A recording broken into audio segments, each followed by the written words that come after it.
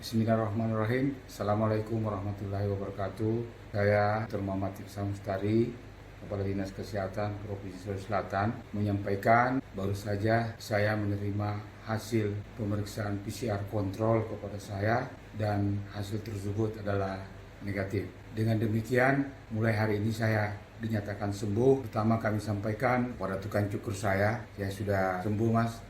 Kedua, kepada tetangga saya, terima kasih kerjasama kita selama ini, dan kepada keluarga saya, kepada ibu saya, kepada seluruh keluarga, kerabat, dan juga terutama kepada teman-teman di kantor, teman-teman di posko. Bapak Ibu sekalian, hari ini saya sembuh. Saya perlu sampaikan pada kesempatan ini bahwa mari kita tetap isolasi diri di rumah, jaga jarak, tetap pakai masker, dan jangan lupa selalu cuci tangan.